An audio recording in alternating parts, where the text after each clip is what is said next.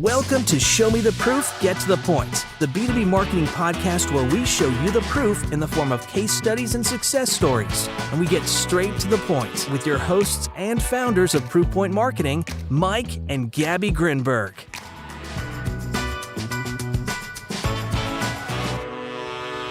Hey everybody, welcome back to Show Me the Proof, Get to the Point. Today we have an awesome episode planned for you guys. We have Garrio Harrison, who is somebody we've known for quite a while. Garrio, you and I go way back, I think, at this point. Way back. And Garrio's got an awesome case study for us from, I guess we can say, his past life.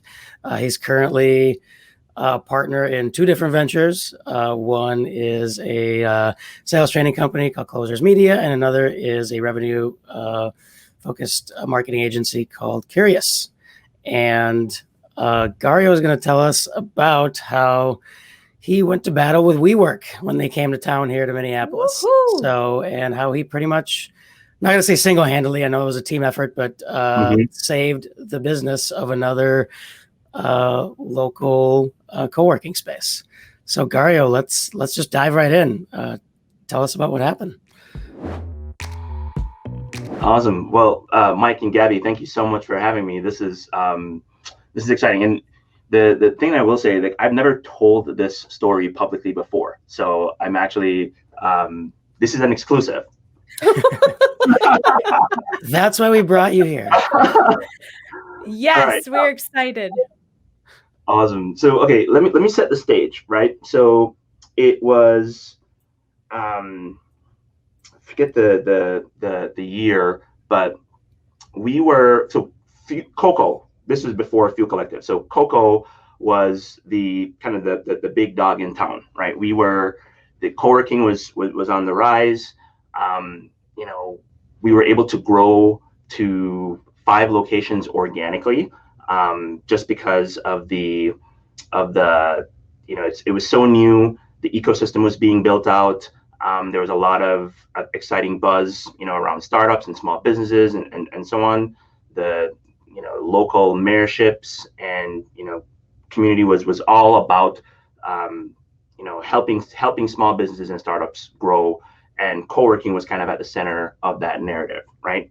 So that was, the stage in the height before WeWork entered the picture. Now, as with all things, once something is working, you see a lot of other players come into the market, right? So there's a lot of other smaller co-working spaces that started popping up that were niche, but we were fine because we had established our value proposition. And if you wanted to be in an environment that was kind of at the core of everything that was going on, Coco was the place to be, right? Enter WeWork. Now, this was before, before everyone kind of, heard all the stories with SoftBank and everything, that ended up being true about the WeWork saga. This was a scary time, right? Because here we are, we're a little bit mature in the market. We have, when we look at our projections and our planning, we have, kind of expenses that are coming up to refresh the spaces and continue to grow. We've grown organically to this point, so we didn't allocate a ton of money to marketing because we were doing such a good job attracting existing members via word of mouth, right? And showing up in the news, that sort of thing, PR. So we work really quick, just to maybe confirm. Back then, I'm trying to remember, you mentioned 5 locations, but then I think you had a few more, and you guys were going outside of the Twin Cities too, right? I think did you have like locations outside of Minnesota even, or am I imagining that?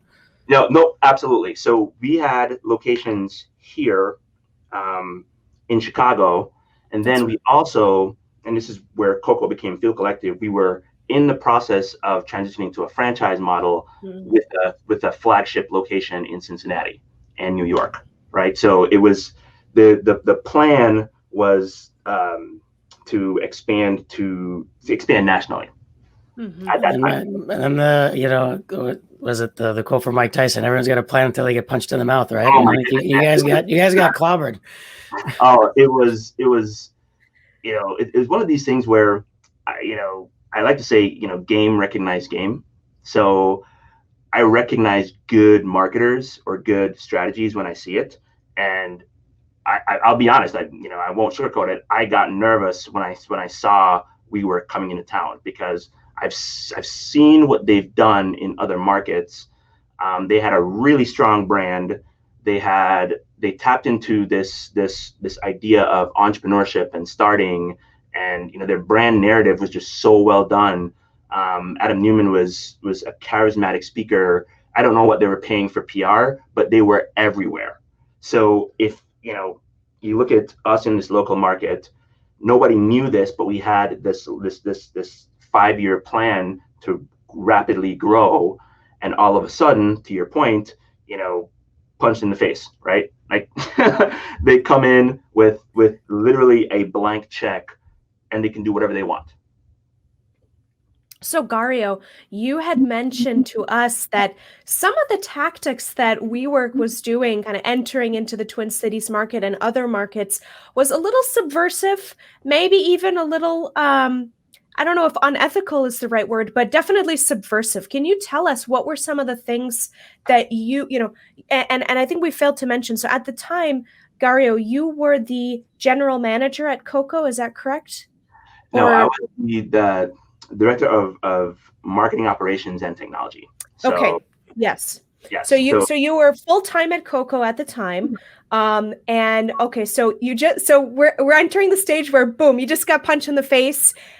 WeWork is coming in. They've got this blank check. They've got this, like you said, this charismatic speaker, Adam Neumann. PR left and right, a sexy brand, sexy marketing. And now all of a sudden they've entered into the Twin Cities area, and you're starting to see some shady things that their marketing team was doing. So tell us what was going on. So shady is a strong word. I would use aggressive, right? So in other markets, they were doing things. So the co-working industry, there started to be kind of networks of masterminds, right? So we were a part of the Google for Entrepreneurs group, that ecosystem, and a part of another network of co-working spaces called the League of Extraordinary Co-working Spaces. So the co-working partners talk to each other, right? And we heard some of the things that WeWork would do. They'd come into a market, they'd have these beautiful spaces in Class A buildings, and they would, offer to buy out the existing leases of members so they could break their lease and come over to WeWork. They would send champagne to their to members, right, of these co-working spaces, because it's easy to find them, right? You look at the location, any company that has that address is a potential WeWork customer, right? So as far as finding their total addressable market or their ideal client profile, they knew what it is. It is every member from the competition, right? They would do things like throw parties right outside the door of other co-working spaces, right? So, they'd bring out their speakers, and, one thing WeWork knew how to do was throw a party, right? So they would have these awesome events right outside co-working spaces. And if you're in a co-working space that is branded around work and getting stuff done and so on, and you see the shiny object that is less than the cost of your existing rent, and they're willing to give you months for free if you sign a long-term commitment with them, and they look like everybody's just having a grand old time,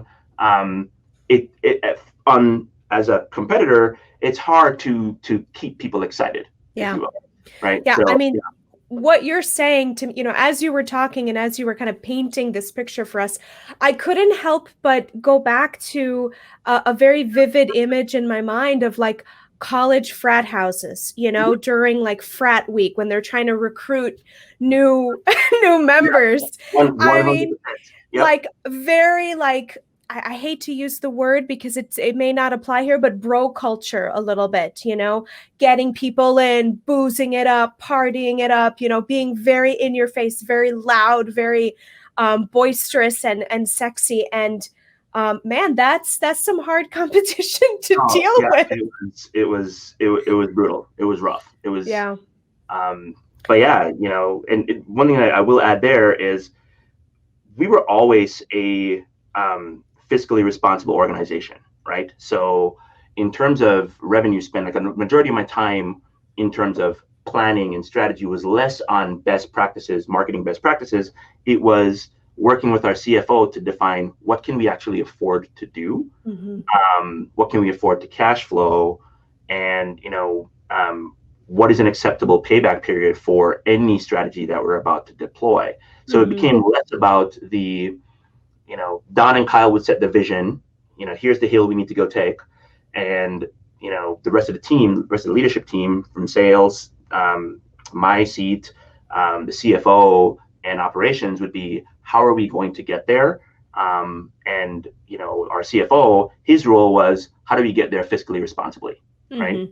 So a lot of time was spent trying to make the math work. We could not reverse engineers WeWork's marketing strategy. Like I put together, here's exactly what the tech stack they're probably using, and here's what it's going to look like. How do we replicate it over here? Like literally impossible. Like the math just didn't work. So yeah, that was what we're up against. So what did you guys do? Well, that's the interesting part. But before we do that, Mike, I'd like to ask Garrio a question, and I don't know if you have this data handy or if you're able to share, but can you share with us, if possible, what was the bottom line impact, right then and there with this incumbent entering the market? Did you start to see memberships drop? Like, what was going on behind the scenes that caused you to pull out all your hair? Perfect. That's a perfect segue. It was brutal because what was happening was we were seeing members leave. This straight up, like people were just leaving because it was cooler over there. The grass is always greener. And it just, we just started losing members left and right. We had a few anchor tenants that would not go anywhere because they saw the value in what we did. But the more shorter term, smaller companies and so on, it's very easy to pick up and move around. Now, ironically, a lot of them ended up coming back because to your point, Gabby, like the bro culture was definitely there, and it was, at some point, your business has to be cash flow relevant, not just a cool party, right? So, so a lot of the companies that ended up realizing, okay, the culture isn't what we need in order to grow our business, so they ended up coming back, not just to us, but to other co-working spaces that they were a part of. But the impact was real. We lost a lot of members, and as you can imagine, part of the reason why you join a co-working space, in the beginning, is the community, right? And as members are leaving, it becomes the self-fulfilling prophecy that less and less people are there on a day-to-day basis. Therefore, the value of showing up every day, if all you were there for was the community, became less and less, right? Yeah. Did you guys try to compete initially? Sort of, I don't know, did you throw your own parties, or did you work on programming? Like, I'm assuming there was some sort of initial kind of, or maybe knee-jerk reaction to it, and then... Yeah, so fortunately, we didn't do a lot of throwing stuff at the wall to see what stuck. But we did, as a leadership team, we really did brainstorm and try, like, how do we replicate what they are doing? And in the short term, to your point, like, yeah, we were trying to figure out how do we chase them down. And, again, with our CFO, you put together the plan, you put together the numbers, and then you see if we can actually execute it properly and make the numbers work. And every time we would put together a plan and stress test it against just the realities of our base assumptions, it'll come back like it's not a good move, right? Yeah. So in terms of throwing parties, couldn't do that at scale the way that they were doing it. Another place where we ended up thinking that we would go after and just it was impossible to compete was in paid advertising, right? Mm-hmm. Like PPC. So, here you have, they're bidding on our name. They're bidding on every competitor's name. They're bidding on every word that we could possibly think of. And, essentially, and I remember it like it was yesterday when, Ken Wood, who was our CFO at the time, he looked around and he was like, when I put together the PPC plan, he asked the question, so basically what this plan means that what we're doing is paying Google and Facebook and LinkedIn, spending all these other dollars that we could be spending in other places to try and compete with them. We know we're not going to win because they just have way more budget than we do. That cannot be the plan, right? Yeah. So we definitely, looked at that and said, PPC is not going to be the strategy either. Yeah, yeah. I love that's interesting. You bring that up. Sorry, Gabby, 1 second. You bring that up because this is where it gets fun. Well, normally we don't talk over each other. I mean, we're pretty good at that, but we are both so excited about this. This is an exciting one. What I just want to highlight, I think, we just want to get in here. But go ahead, Mike. What I was going to say is this is I want to highlight this because this is definitely a situation that I would say a lot of definitely startups these days are facing for different reasons. But I mean, paid media is more and more expensive. There's a lot of new players and they come in and there are incumbents and and a lot of these keywords are keywords and Facebook ads. It's not a viable strategy where you can just go dump a bunch of money in and think that this is going to work. Like you have to have something else there. So actually I back over to you, or actually, no, Gabby, you wanted to add something first. The only thing that I wanted to say and sort of emphasize for those that are listening is what you said earlier, Garrio. You said we didn't throw a bunch of spaghetti on the wall. We didn't just go out there and just like, okay, let's throw parties, let's send booze, let's do this, let's do that. And for those that know Garrio, and hopefully we have a lot of people listening today that know him personally. We have the good fortune of not only knowing him personally, but also having had the opportunity to work with Garrio. We know very well that you don't just go out there and as a marketer and just throw things around. You have an operations title back then with Coco, and currently in your two positions as partner with Closers Media. Shout out to Mikolai, have to do that. And curious, you are chief operation officer in both of those ventures. And I just love that you are very deliberate. And again, those listening, those knowing you today are going to just silently chuckle to themselves because they know that you're not going to go ahead and do that. And I think it's a really smart strategy for marketers listening today. Now your situation with Coco and WeWork is very niche. It's very exclusive to what you were going through. Many people today are not going to have that same exact case study, but it's a really valuable lesson to say, okay, you have an incumbent, you have somebody coming into your space, you get punched in the face, knee-jerk reaction, oh my God, what do we do? And what you did, which I love, is you really partnered deliberately with everyone on the leadership team, from sales all the way to finance. And you guys said, okay, what are they doing? You broke it down and you looked at their tactics and you looked at some of the things they were doing. And then you said, can we even replicate this? Is this even possible with our cash flow, with our bandwidth, with the people that we have on our team? Is this even possible to do this? And I'm just so glad and grateful that you shared that with us on the call, on the call today, because I think as marketers in general, we get hyper scared sometimes, or like, oh my God, we have to do this. We have to jump. Marketers are kind of like, squirrel. We hear something, we see something, we got to go, we got to jump to it. And marketers are generally scared of the CFO. Right. Yes. So I just wanted to underscore that point because it was a brilliant point, and it just so poignantly encapsulate who you are as a marketing leader. So that was just really what I wanted to say. But we've left our audience on a cliffhanger because you've set the stage. We now know that there's a real threat. You've done all the math. You've done all the subtraction, addition, multiplication, everything, and it's not possible to compete at their level. You've looked at all the tactics. So don't leave us hanging, Garrio. What happened next? All right. So the first of all, Gabby and Mike, like I absolutely love what you guys do as well. I love the intention that you guys are working to put this together, because I think this type of thinking and just conversation is what needs to happen if our industry is going to survive this next phase, right? We really have to be more aligned with business outcomes, right? Not just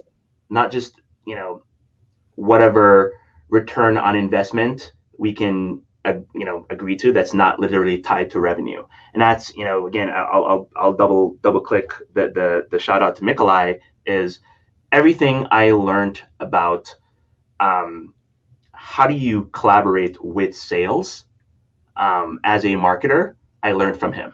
Yeah. Right. Like he coffee and closers, you get to talk with so many amazing sales leaders out there, and you get to talk to them one-on-one, but figuring out what about what they're saying you need to internalize is something that Mikolai has done a really good job of teaching me how to do.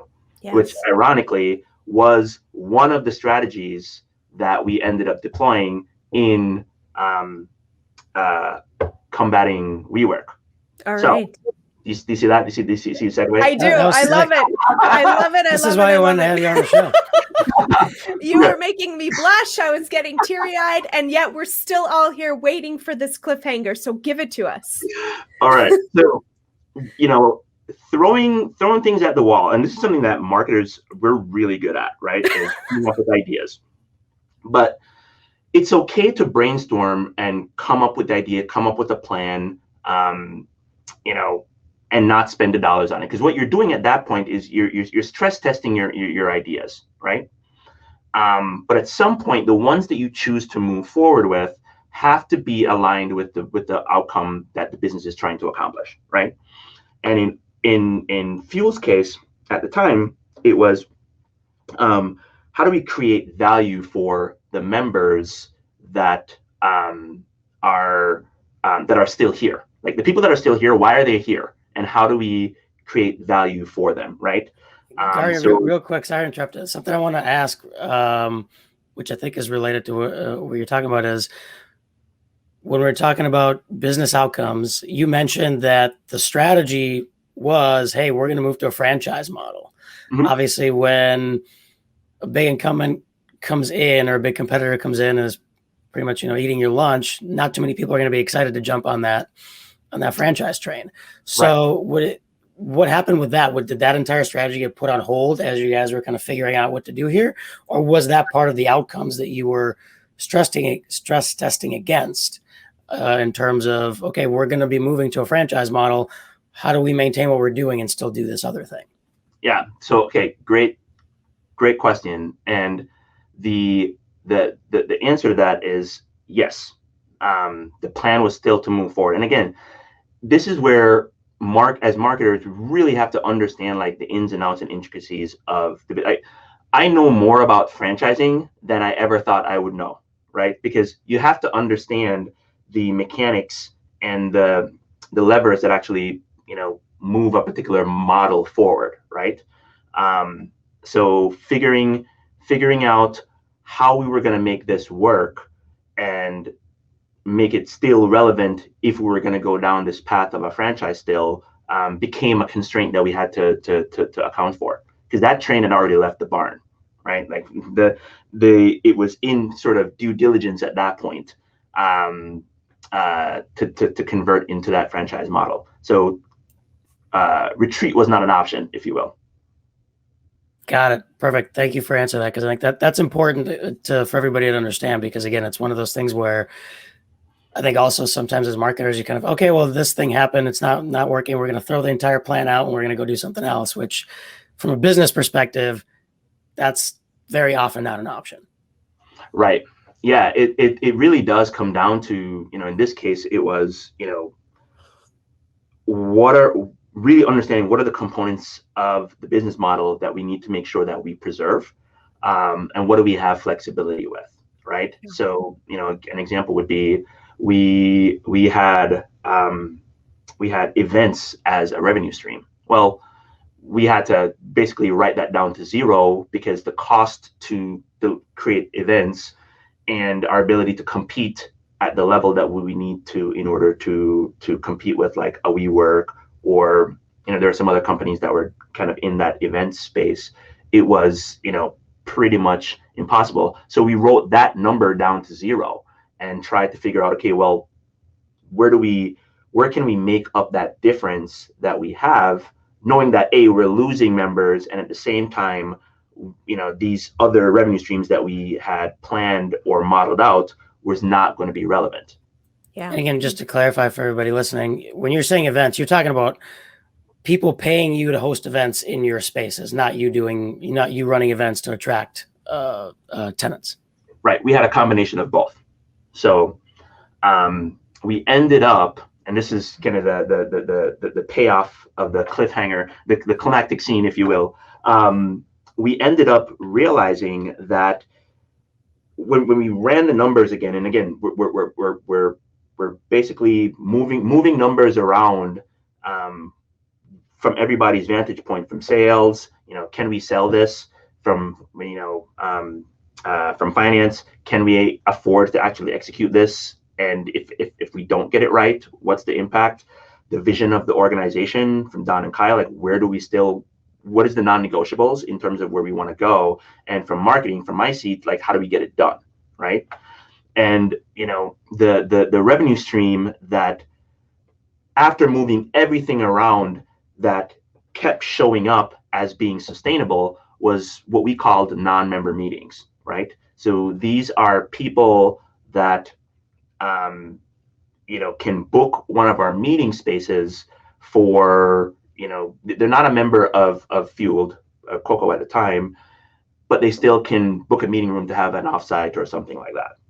And, again, this is where data and research are really important, and looking at it from a marketing, not just a marketing, but from a sales lens as well, to really identify, what the opportunities are, right? Because we were seeing that revenue come through. We weren't actively marketing against it, right? But it was consistent revenue. If you think about the business model of non-member meetings, you have to put down a deposit so that cash flow becomes working capital, the second someone books. And now you can plan how many of these meetings that we need to sell in order to reach our cash flow goals, right? Yeah. Yeah. So, and then there's you talk about Proofpoint, it's, is this something that is happening without marketing accelerating it at that point, right? Mm-hmm. And yes, right. There were three types of meetings that we were seeing. There were people that we would call experienced designers, so they would book the entire trading floor and create something massive, really great ROI, really great margins on it. Very hard to find those consistently, right? The second type that we were seeing were more intimate wedding type things. Again, not business related, but still kind of experience based. And then just half-day meetings. So again, here we have after we've done the modeling, this revenue stream that is working. So then the next question was, okay, where are we going to find these people? So we're combing through our CRM and we're looking at, of all of these that we've booked recently in the last year, what do they have in common? Yeah. Identifiable. Did you talk to some of those customers? Oh, 100%. 100%. Because again, this is where messaging strategy becomes really important. Is we can look at the data and we can build out personas. I think we had I forget the personas now, but we had names for them. We knew who they were. Like we had the demographic data around them. But at some point, you have to actually have a conversation with those folks to find out, okay, if we can find you guys, what is the message that we need to be saying to you that makes you are we reaching you when the problem that our product or service solves shows up? Can we reach you at that time? And B, can we create a compelling enough narrative for you to take the next step, have the sales conversation, right? Yeah. Basically get you into our CRM. What is it going to take me to get you into our CRM? Okay, I'm raising my hand here for those watching the video because I know Mike is going to jump in, and I have a burning question. Garrio, you have given us the perfect sort of, what's the word, release. We're waiting on the cliffhanger, and you've told us what it is, but I want to really dial in, and I wonder if you can take us back into your mind palace. What was the exact number or notation or metric, or what was the exact thing that you, like that pinpoint on the map that you said, oh my God, guys, this is it? Like, how did you all come to this realization?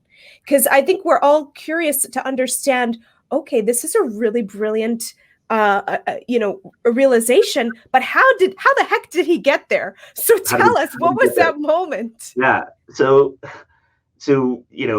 again, we've identified the revenue stream that we can actually impact. We know how we model it out and say, if we can reach X amount, we can actually like sustain the business. Ken did that work, and we kind of knew what that number was. And we know that in the CRM, we have closed deals that are in that pipeline, right? We had three pipelines. We had individual membership, we had group membership, and we had what we were calling events, but it was meetings and just events in general. Literally, what we did was we took that pipeline, analyzed it, exported all the deals that we've done since the beginning of opening the co-working space, right? So there's a little bit of manual labor to figure that out. And then we put the people that actually were a part of the conversation, who were the ones that were saying, who was signing the check, who was approving it, and really dialing in who those individuals were. Now, the part of it that's like, kind of data driven is we're syncing up LinkedIn data with contact information, right? So we're really understanding, it's not just guessing, did this person say they were an executive assistant or an admin or or events coordinator or whatever? Like, what is their title and how are they representing themselves online, right? And we literally just pie charted it out. We put the folks into those three buckets, and we did an analysis. What percentage of the closed deals that we had in our pipeline currently and that we have closed historically, which means we can replicate it over and over again, and we have the tracker do that. What is the breakdown of that demographic? And it was a no-brainer, right? It was people that are in a administrative function at Fortune 500 companies that are either helping directors and up schedule offsites. And the one aha for us was it was cheap enough to just be put on someone's corporate card, right? And it was not complex enough that the meeting coordinators at those organizations would be responsible for closing those deals. Because again, and Mike, you mentioned this, actually talking to people became really important, because sometimes you would see, the admin for a department showing up over and over again, right? But we'd also see the meeting coordinator from that company as well. But when we, dug into the meeting coordinators at these companies, which I didn't know that you can be certified in being a meeting coordinator, right? Those folks usually have larger relationships with the Hyatt, with the Marriott, and so on. So that will always be their first go-to. So there's nothing that we can say that's going to make that, because you never get fired for buying Microsoft, right? So they're never going to veer off to this new cool thing over here to have a meeting. However, if you're the VP of innovation and you need a space with a bunch of whiteboards and you want your team to be inspired to figure out what you're doing next, the instructions to whoever is responsible for finding that venue is find a cool space to do this. Right? And that was our aha. So you don't get that from the CRM. Yeah. The CRM, and this is something that I think is worth mentioning too. The CRM makes you directionally correct, but then you have to actually talk to real people, right? Yeah. And that's, you either need to talk to real people or get really friendly with your sales team, right? Because the sales team, ideally both, right, Garrio? Ideally, I don't both. know. I tend to argue that I don't know that you should be very friendly with your sales team and you should be talking to them. I don't know that there's any proxy for directly speaking to your customers. I don't know that you would have gotten that same insight if you went through your sales team. At least that's my guess. Yeah, no, you need to do both. And so I'll just give you a quick overview, kind of how we do it at Curious is, whenever you're coming up with that strategy and you got everybody at the table, sales has a very specific lens that they're looking at, conversations through, right? How do I move someone from one stage of the sales funnel to the next? And what sales is listening for is, what are their objections? When they show up, what are the problems how do they see the problem? So on and so forth, right? And as a marketer, if sales is saying, here are these 4 people that if I can get more conversations with people like this, I'm gonna crush quota, right? As a marketer, you go, okay, well, what is it about these 4 people that, or these 4 types of people that sales is talking to that we need to replicate, right? Yep. And you're looking for the proof of the fact that that's actually a real thing, because it's one thing for them to tell you, yeah, this is what I have to do, versus, well, how did you research it? Did you look at 5-10 different options? Like, is it really a big problem for you? Because if it's not, they're just going to go with the cheapest. Exactly. And then from there, like once you have collaborated with your sales partner on this, the next step is to literally go and, as a marketer, go talk to them, because you're asking very different questions. You are thinking about things fundamentally differently, and sales needs to be spending their time interacting with more and more customers, right? Because so having sales entering more data into the CRM, which is what most marketers try to do, is like, well, here's some information that I think we might need one day. So sales, on top of everything that you're currently doing in an increasingly complex sales environment, please take 30-minute per deal writing me a novel that I can then take and come back to you for clarification around, take you out the field to have that conversation with me again, right? Like, you really have to have empathy for the sales team as well as for your customer. Yeah. Oh man. Garrio, I'm just sitting here laughing, smiling on the edge of my seat. I had butterflies. I literally had goosebumps on my arms. And I want to reiterate for everyone listening and watching today, this is a Show Me the Proof, Get to the Point exclusive. Mr. Garrio Harrison has not shared this story with anyone or any other podcast or media outlet. So you are listening to an exclusive here, and the first. Yep.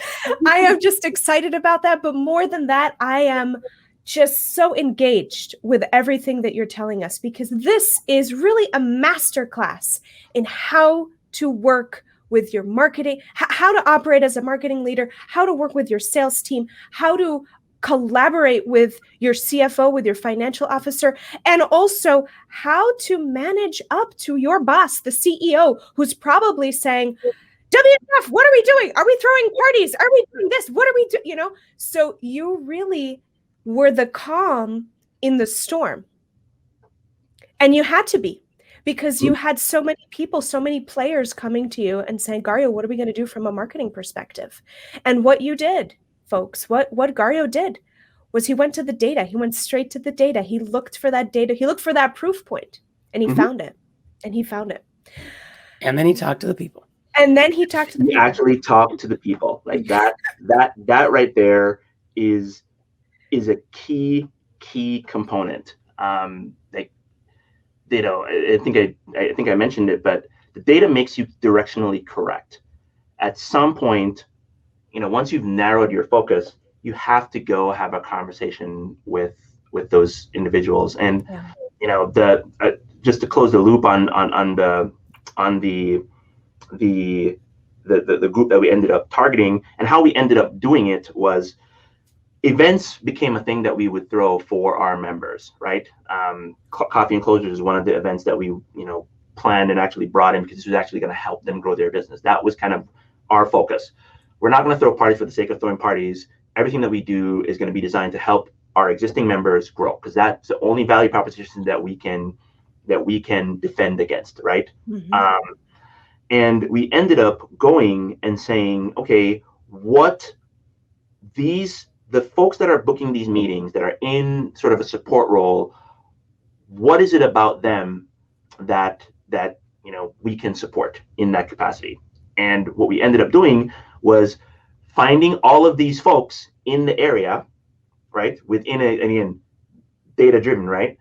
Within a geographic location of one of our locations, right? The headquarters had to be in that location, otherwise it wouldn't make sense. So that was one of the filters that we used, finding the companies, finding the admins within those companies. And then, one thing we found out about all of them, they're super smart, they're super driven, and they all have an entrepreneurial mindset. That was one thing they had in common. And what were we doing? We were creating events and learning opportunities for entrepreneurs.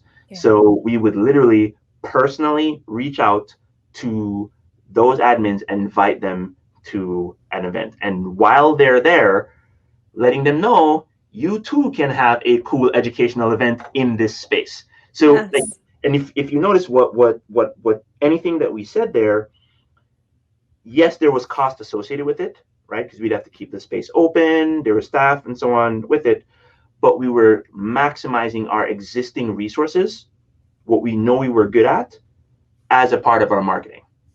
Right? So instead of trying to reinvent the wheel or come up with something cool and make a big splash and promote it on social. Now, part of the reason why we didn't promote it on social is we were, and I'll be honest, I was deathly afraid that WeWork was going to see that we were making money on this and just offer their meeting rooms to non-member meetings. So we never talked about it. Right? It was all like it was a fight club. You don't talk pretty much about it was. The fight club. You really, it wasn't really marketing. It sounds like it's mostly sales, right? From a playbook perspective, right? Because you couldn't really talk about it. Yeah, so in a one-to-many fashion. So that's a good point, and I think it's something also worth highlighting is, I would consider that marketing, because what we were doing was we were researching an audience, finding the messaging strategy for that audience. The channel to reach that audience was actually email, right? And we were bringing them into the CRM. We do not start a sales closing sequence with those folks until they were in the CRM. So until that point, they were still a marketing qualified lead. Like so you weren't doing outbound calls and outbound emails from your sales teams at that point? No, because the sales team, if you think about it, let's say we have an event and we invite 40 admins. Let's say 20 of them show up, right? Sales now has 20 folks that they need to identify the need, continue to nurture. And we were doing probably two events a week. So if you can imagine, that starts to compound really quickly. So from a marketing perspective, the goal is to just make those folks excited, keep them aware of the next event that's coming up, let them know what was happening, remind them that there, is an opportunity to book meetings here, let them know that we're here to help them plan it if they need to. Like, that's all communications on the marketing side of things, right? Mm-hmm. Creating that value. The people that raise their hand and say, I need more information, now that's sales. Okay. And from a marketing perspective, we're going in and saying, how do we create the proposals that, reinforce the value that we're bringing, and how do we design it? Execution wise, that's marketing, right? But the relationship building and the nurturing and the conversations and the continuing to move someone from prospecting through to overcoming objections, that's a sales function. And as marketers, our role is to make sure that we understand what sales is doing, we understand what their highest leverage activity is, and how do we as marketers support them in that effort, right? Mm-hmm. Because again, they need to be spending more time talking with customers, and we need to be taking that information and doing what we do best in support of what they're doing. Garrio, so one question that I have for you, I probably have a dozen, but I'd love to know, what was the psyche, what was the mindset going on right now during this time? Because as marketers, we just can't help ourselves. We get emotionally attached to things. We get emotionally attached to ideas, to line items that we said, well, we're going to do this and it's going to be on our line item and we need to just, and throughout this conversation, you've said that PPC wasn't working, take it out. Events and parties and gifting and that sort of thing, we can't afford it, not going to do it, take it out. So, throughout this process, you're removing these things. At the same time, you're digging deep and coming to the problem, finding that solution. You found the aha moment, but you kind of alluded to it. You were saying that you were kind of afraid that WeWork would steal this initiative or catch on. What was some of the emotions going on at Coco, you and your team and your CEO? What was happening emotionally behind the scenes? It's and I give Kyle and Don credit for this, as as all this is going on, the conversation would always start and end with our mission and our vision, right? To empower more entrepreneurs, to create a thriving community, to make sure that we're focused on our customers, not the competition, right? So that was everything was always anchored to that. We focused a lot on, we talk a lot about an abundance mindset, right? So we never thought of it as a zero-sum game, right? If WeWork win, we will lose. It was, how do we, intentionally grow without making bad decisions that we can't walk back through the door, right? So that was another kind of mindset that we had, was, is our plan reversible if it ends up not working, right? And what is the minimum viable test that we can do? So we had a testing mindset. We had an abundance mindset, and honestly, like, a business mindset. Like, this is a business. This is anything that we do needs to ladder back up to an intentional outcome. And having everyone on the leadership team rally around those three concepts and bring their area of expertise to the table in filtering through those ideas. No idea was ever precious, right? Mm-hmm. But Kyle is thinking about, does it still align with our vision? Don is looking at it, are we able to message to this authentically in a way that makes sense? Ken is looking at, can we afford to do this, right? Lori is looking at, if you bring me a sale qualified lead, that can I nurture that conversation to close? And Megan, who was our head of operations, like, can we deliver on this promise operationally? And everyone is looking at an idea with a commitment to understand what that idea is going to mean from their lens, and then collaboratively talking through it to go, what are we going to do? And once a decision is made, commit to it, to see it through, to see the experiment through, was really important. And I think, it impacts the way that we work at Curious and at Closers, is really start with the people, right? Like really, you gotta trust the people that you're working with, and you have to trust them to bring their A game, and you have to trust them to, have respect and appreciation for your point of view from your seat. And if that works and you guys are aligned there, as a team, you can tackle anything. Then the rest is just pudding, as we say. Just pudding. I love it.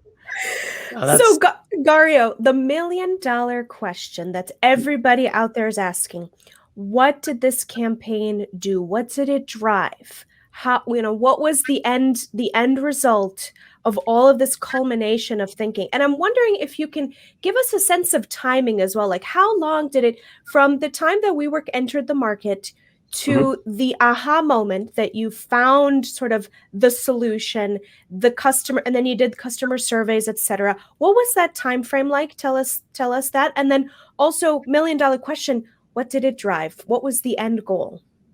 Right. So start to finish, in terms of WeWork announced they're coming in, and we got to figure it out, was a quarter. Literally a quarter.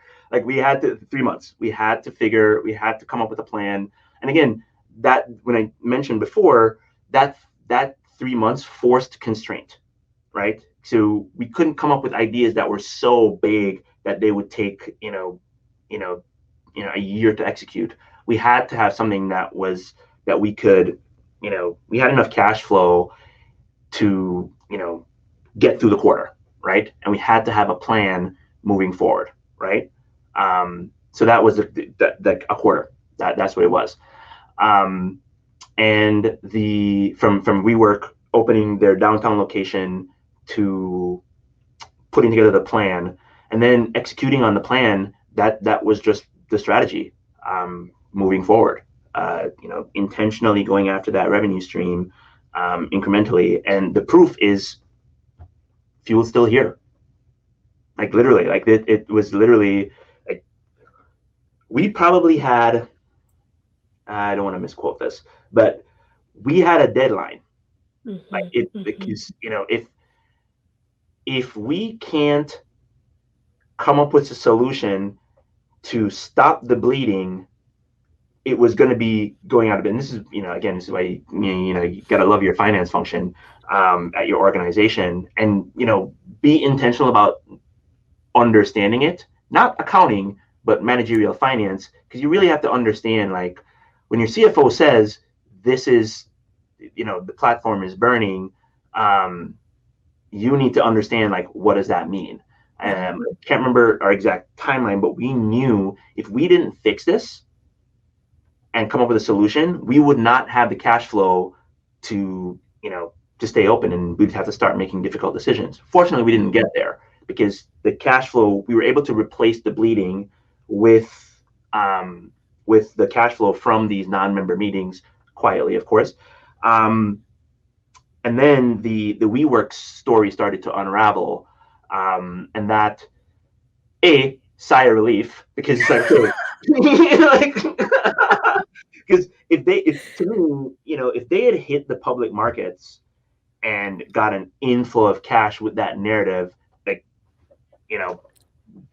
pack up your toys and go home. Like, there's literally no way we would have been able to compete in that space. And secondly, I would say, and this is just another key lesson that I learned from this, was in terms of timing and kind of when things happen, is making sure that the math works for you, not the competition. Because we had no idea, like, WeWork was coming up with weird metrics like member adjusted EBITDA and all these things that, like, we couldn't take that to our bank and say, hey, we have this thing called member adjusted EBITDA. It's not general accounting principles. Don't worry about it. it's a few collective, it's a cocoa metric. This is what you need to give us a line of credit against, like that. You can't do that. So being intentional with understanding, like, what cash flow realities are you working with, and plan backwards from that. It's really important moving forward.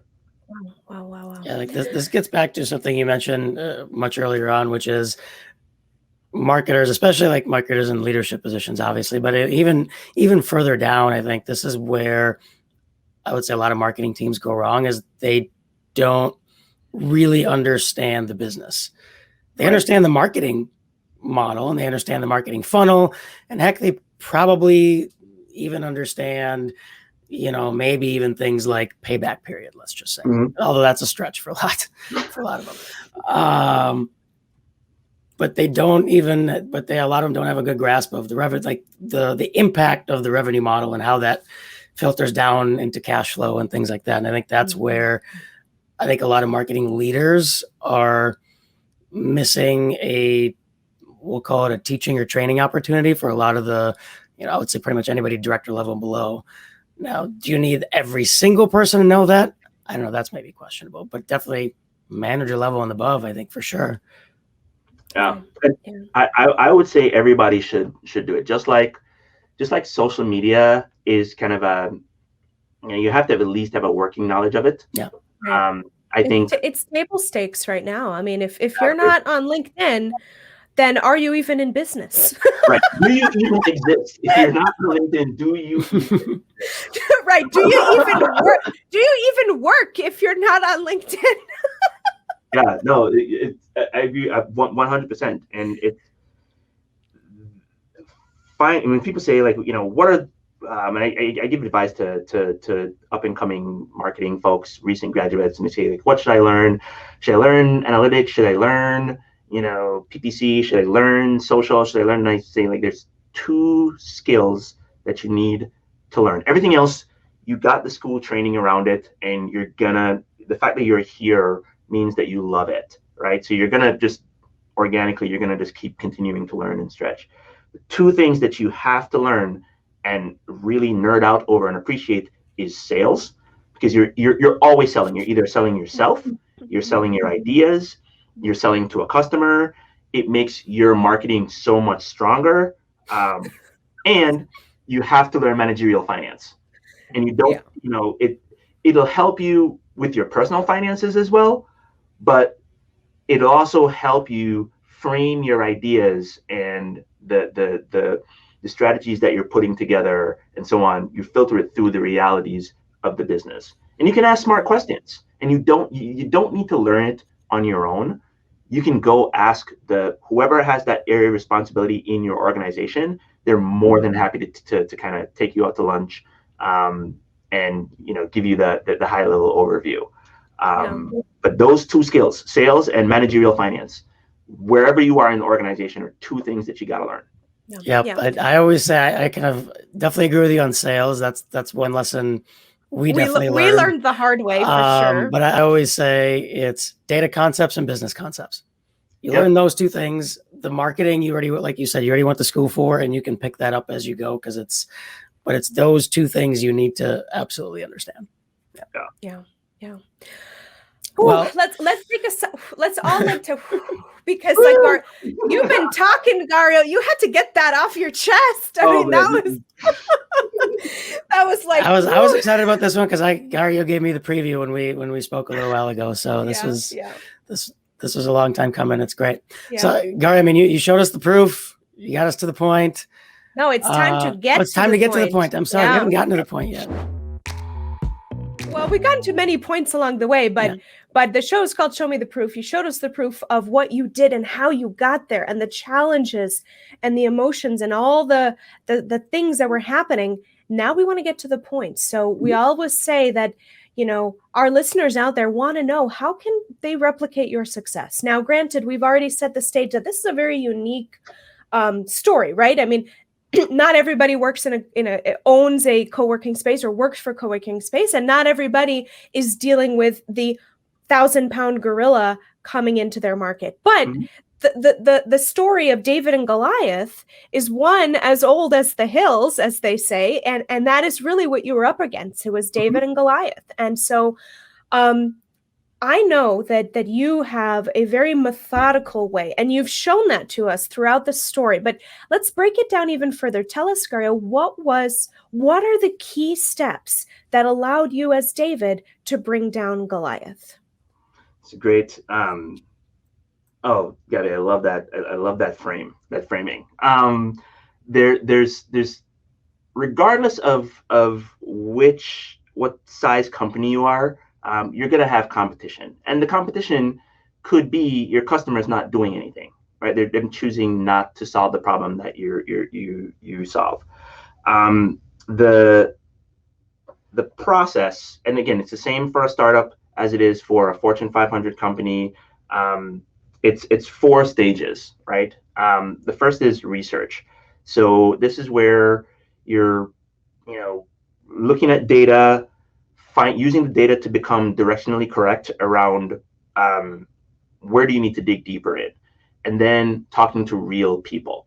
Your sales team can give you a lot of that information, kind of the questions to ask, that sort of thing. But at the end of the day, you need to be talking to customers and finding out what problem are they trying to solve, and position your product or service as the solution to that problem, right? So researching to find that out. And then obviously you want to make sure that it is tied to your business outcomes as well, right? So where you're going to focus your energy. The second step is your messaging strategy, right? So what is the narrative? What is the story? Like what is the sales and marketing coming together to form a cohesive narrative that is going to resonate with that customer or that potential client or that prospect or that existing customer that you're trying to upsell, right? Like what is that messaging strategy, and define that as a team. And then what are the channel what's your channel strategy going to be? And I just want to point out, your channel strategy does not have to be digital, right? For example, our channel strategy was, digital email, right? We reached out and invited folks to come to these events that we were hosting, because the messaging strategy for them was, you're entrepreneurial, you want to continue to grow in your career, and we have these learning opportunities that we want to give you access to, right? That the channel strategy was reaching out to them, finding them on LinkedIn, but reaching out to them intentionally and inviting them to that event, right? So the channel strategy doesn't necessarily mean PPC, doesn't necessarily mean, posting on social. It's a combination of things, right? So think of it as your sales funnel. And the last thing is just getting it done as cost efficiently as possible, right? Again, we can always do the cool and exciting things, but as marketers, I challenge us to figure out what is the minimum viable test that we can do to validate the solution or the strategy that we've put together, right? Yeah. And reframe the value that we're bringing, not as here's all the marketing stuff that I'm doing, but rather I've saved us money by doing it this way versus another way. That's also value that marketers can bring to the table as well. So yeah, it's research, coming up with the messaging strategy, coming up with your channel strategy, and getting it done. And I would say, I think I'm going to say this, how do I say this? I think you're being very humble because you've oversimplified it. There's 2 things that you mentioned earlier that I want to make sure that we bring back here, because you spent a lot of time identifying the ICP, the ideal client profile.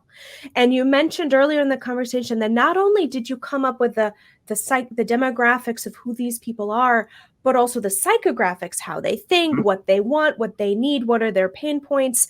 And even further to that, you went even deeper and said, what disqualifies them?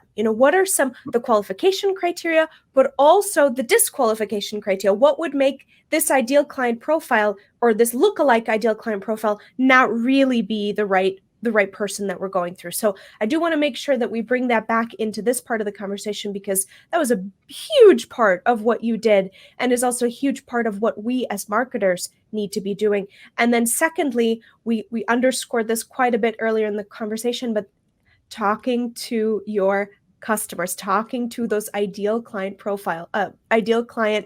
personas, talking to them, understanding really from their perspective and their point of view, what is really the pain point that they need solved, and what are the ways in which we're going to solve them, the messaging, the things that are going to resonate. So I do want to make sure we underscore those, because that was huge, a part of what you did and what really led you and your team to be able to find that solution and deliver that message straight to those people. We talked a lot, so I love the methodology. Thank you for sharing that. We often ask at this point of the show, what are the kinds of tools that you as a marketer are using to execute this? In this case, we're looking at the David and Goliath scenario. What were some of the tools that you used? And you had mentioned way back in the conversation that you were looking at tool stack and trying to reverse engineer if you could even afford some of the potential tools that WeWork was using, and you said it was just not viable in the cash flow projections. So really tell us, what were some of the tools that you were using that helped you to execute this campaign from start to finish? Yeah. So I'll give you kind of the high low for each of the stages, right? So research, jobs, using the jobs to be done framework, and lean startup methodology. So those two frameworks is how we identify the need, right? So that pain point there, hands down, those two will help you get there. As far as the messaging strategy goes, story brand. So we have an enhanced version of it now, but if you're a marketer getting started and you're trying to figure it out, how do you come up with a messaging strategy? Figuring out that aligns with both sales and marketing, that's a very good place to start. That was kind of our base. As far as channel strategy goes, HubSpot. So really defining the sales pipeline, the different stages from prospecting to connecting to pitching and bridging to asking for the next step to overcoming objections, having those stages clearly defined and figuring out what are the marketing strategies that we need to do in order to move someone through the different stages was really important. And it was also the way that we were able to identify, is it working or not? Is it moving the needle, right? Because we may be in QuickBooks, it looks like, we're not going to hit our revenue, but we have a ton of opportunities sitting in overcoming objections that we just need to move over, right? So now, because we're able to visualize our sales pipeline in HubSpot, now we know exactly where we need to put our marketing dollars and our marketing energy, right? So HubSpot in terms of channel structure, and then all the cool stuff, LinkedIn and Facebook and so on, those are all tools, but they all feed into HubSpot, right? And then execution, find a creative partner that understands what you're trying to accomplish and is on the same page with you, what you're trying to do, right? Like if you guys, do content and strategy and so on, if you're coming up with if the channel is content needs to be filling that strategy, working with somebody, or a team that understands, like, you gotta, like, the strategies that we're putting together and the content we're creating has to ladder up to a business outcome becomes really important. So that execution, it's not about the skill set of the creative or the designer or so on. They have to understand what are you trying to accomplish from a business perspective in order to help you get it done. Yeah, those are the stages, and those are the tools and frameworks. Mr. Garrio Harrison, you brought the proof and you showed us the point. Thank you. This was so good. This was so good. I loved it. I loved it. This was so much fun. Thank you guys for having me. All right. You showed us the proof. You've gotten to the point. let's go to the lightning round. Mike, take us there. Take us to lightning round. All right. I'm pretty sure I already know the answer to a bunch of these since we just talked about a lot, but what is the main KPI you use to evaluate marketing success?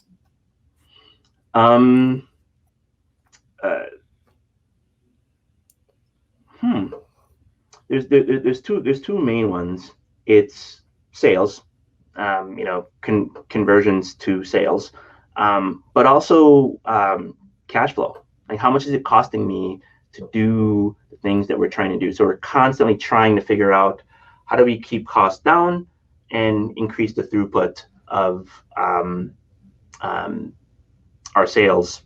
How can marketing support that? Mm-hmm, mm-hmm. What is a new marketing strategy or tactic that you're looking forward to testing out this year? It's not testing out. It's actually, doing it. It is co-creating content with your ICP, right? So your ideal client profile.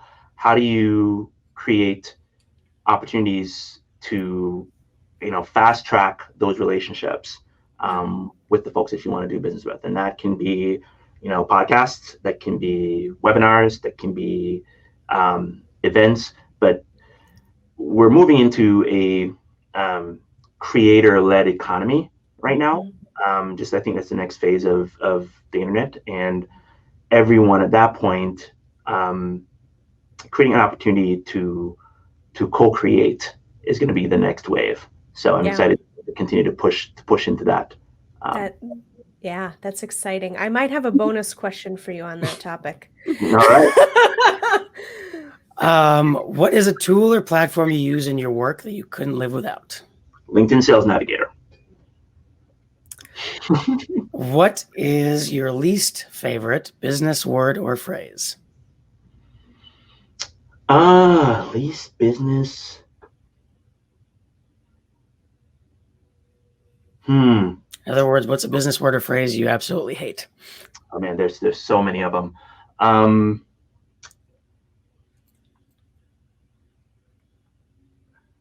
ROI without context. So it's the phrase is ROI, but when people say ROI, I always follow with, okay, what do you mean? Because you can assign a return on investment to anything, including vanity metrics, right? And like our CFO used to say at the Field, I can't make payroll with likes. But if that's an investment that you want to make, and I can get you a bunch of likes, you've seen the return, right? So I think it's just become a saturated term that I'd love to see more people and marketers and folks start to use plain English a little bit more, so we know what we're talking about. Yes. Amen. What is your favorite podcast? Oh man, that is. You can only pick one. I know you listen to a lot. No, you can share all of them. I'm kidding. There's one that I'm listening to a lot lately. I listen to it every morning. Snacks Daily, right? And the reason why I really like it is it's two dudes. They've been friends since college, but when it comes to creating a podcast that's interesting as well as entertaining, and just turning something that is as boring as business news into something that's fun and enjoyable, I think they're the gold standard of what I would call kind of B2B entertainment moving forward. So I love listening to them. I always laugh every morning listening to those guys. And yeah, like the way that they produce that show, they give a lot of behind the scenes stuff around it as well. So just the whole package of a podcast, something that I really enjoy. Check that one out. I haven't heard of that one. Yeah. And kind of a follow-up question to that. Do you listen to it via audio, or do they have a video do you watch the video? What's your preferred method? Audio. Audio. Okay. 100%. I will say too, like just because you're able to Gabby, you gave me permission to give more than one. I really enjoyed your Mixing Business and Pleasure podcast. Thank you. And the reason being is, you know, we kind of think of life as, you know, you work to do the family thing, right? And I think what I loved about your podcast as a concept was you start with the life thing, right? And the business becomes secondary. And just hearing that there are other couples out there that think that way and approach things that way was really refreshing. So that I would put that one up there as well. Garrio, you're giving me all the feels today. I literally am like on the verge of tears. So for those listening, there are 26 episodes that are available for anybody who wants to listen. Yeah, for those listening that may not realize, Mike and I started our first podcast called Mixing Business with Pleasure, in which we interviewed couples in business. And Mike and I are a couple in business. And it was really a very selfish endeavor because we just wanted to connect with others that were like us, that were a husband and wife or a partner, you know, a romantic partner that were also business partners.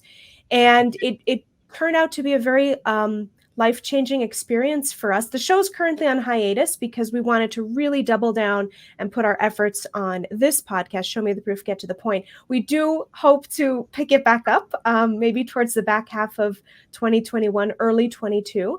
But it led us to some amazing relationships that we'll talk about on that show when we pick it back up. But Garrio, thank you so much. That really means a lot to me. And I hope others that are listening that may be in a relationship with their partner, their spouse, will go check it out. Or are considering it.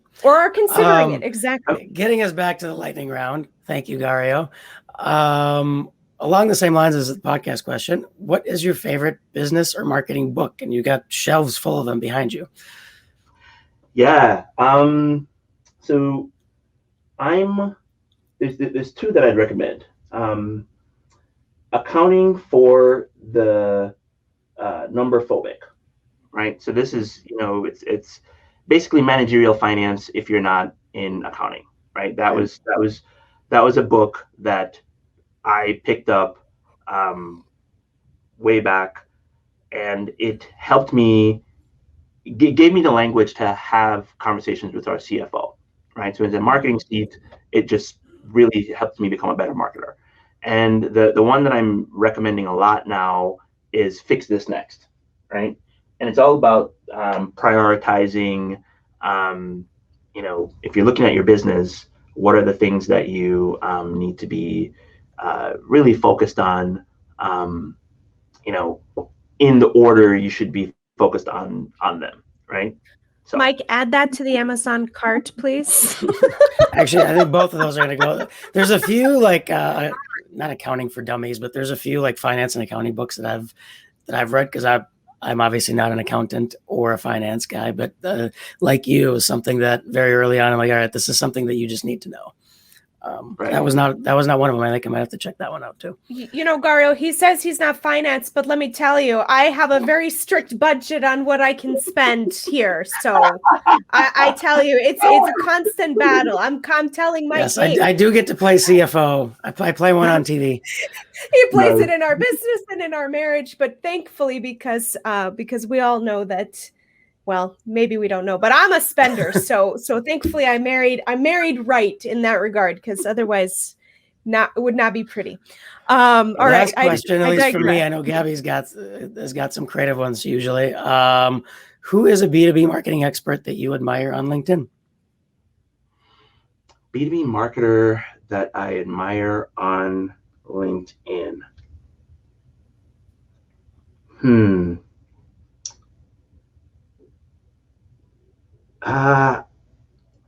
I'm gonna go with Alex Liebowitz. Is it Liebowitz? He's the guy from Morning Brew, and the reason why I'm choosing him is because he's kind of three things at the same time. He's like a founder, so the founder story. He's very honest about how he navigates around, you know, just anxiety and just like the human side of running a business. And he also has a podcast called The Founder's Journal that really talks a lot about the side of being a founder that a lot of people don't talk about. So because of the way that he's doing that, and he's part of this movement of like build in public, where he's sharing things as they're happening.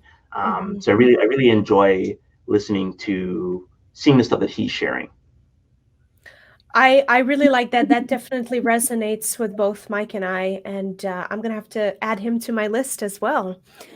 All right, we're gonna do some good bonus questions here. So Garrio and we are all based here in the Twin Cities, and we all know that it's been kind of a rough 18 months. I mean, all over the country, but especially here in the Twin Cities, there's been a lot of unrest, a lot of social turmoil. But you have spent a lot of time downtown, especially at your job at Coco, and kind of a little known fact, and I'm always having to convince my out of town friends and family that here in the Twin Cities we have some amazing restaurants. We have a very strong culinary scene, some great chefs and restaurants here. So I'm curious, what is your favorite restaurant in the Twin Cities that you're looking forward to maybe exploring again this summer, now that things are starting to look different than last year? Hands down, it's a restaurant. Well, they have two restaurants now, one in St. Paul and one here in Minneapolis. It's called Pimento. It's a Jamaican restaurant. So I'm originally from Jamaica, and it is a slice of home that typically you hear jerk chicken or things like that, and it's not quite the way that it's made back home. This restaurant, it's authentic. So Pimento. I love it. I love Pimento, so that's where we're going. All right. We're gonna do that double date at Pimento. Okay, I'm curious. So we all know kind of the story of what happened with WeWork and kind of that whole embroilment. Since that has happened, and certainly before the pandemic, this was very prevalent, and I will say in the Twin Cities as well, we started seeing a lot more micro co-working spaces coming up. So co-working spaces that were really geared around a certain demographic or a certain genre of business, or female-led co-working spaces, LGBTQ co-working spaces. I'm curious, I know you're not currently in the co-working space, but you spent a lot of time in there. You've established yourself as a leader in that space. What do you believe is the next iteration of co-working spaces, getting that we are close to being quote unquote post-pandemic? Wow, that's a really good question. I think I do believe that we are going to end up in a hybrid situation, right? So we're going to optimize for both in person and virtual, right? Or being able to collaborate virtually.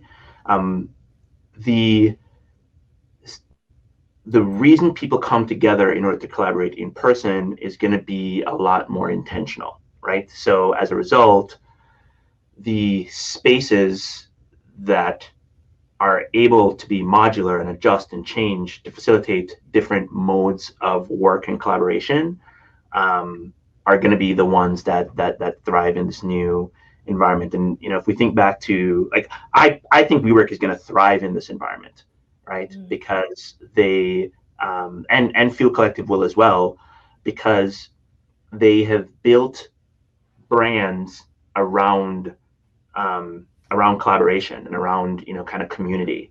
And as we get back to work, I think companies are going to define for themselves what that collaboration needs to look like when it does happen, and find spaces that will allow them to do that. Does that make sense? And because co-working is cost efficient in terms of as an operating expense, we're going to see more of those type of solutions versus trying to flesh out an office park or an office space and carry that overhead of maintaining that yourself. Yeah. Really good there. Woo. Garrio, thank you so much for joining us on the show, for all the amazing value that you've brought today. You've showed us the proof. We've got to the point. We had a dynamic and awesome lightning round. Everything that you've shared with us today is a masterclass for everyone listening out there in marketing today. And we kind of said this, the David and Goliath, whatever industry you're in, whatever challenge you are faced with, you are always faced with this sort of David and Goliath. And those listening today and that are going to come back and keep listening to this episode are going to have the exact steps that they need to take in order to defeat their own Goliath. Garrio, thank you so much. What is the best way for our listeners to connect with you? Start at LinkedIn. Awesome. And you were going to say something. I didn't mean to cut you off. What were you going to say? I was going to say thank you. This was so much fun. I mean, I always enjoy our conversations, and this was no different. I'm excited to listen to the other episodes that you guys are going to be putting out. This is great. Thank you so much for having me. Thank you. Awesome. And we're going to have loved having you on. This is a new bar that we are setting on this show. It's also officially the longest episode we've recorded so far. It is, but the bar has been set for us and for our guests, but also for our listeners. So Garrio, thank you so much. And everyone listening today, tune in again for next week's episode. Thanks for tuning in to the Show Me the Proof, Get to the Point podcast. Join us weekly for new episodes and seriously smart B2B marketing success stories. We'll show you the proof and get to the point every time. Find additional resources on the Proofpoint website, www.proofpoint.marketing, including the full episode library with show notes, guides, templates, and more great resources. If you like this episode, don't forget to subscribe, and please leave us a review on iTunes or wherever you listen to podcasts.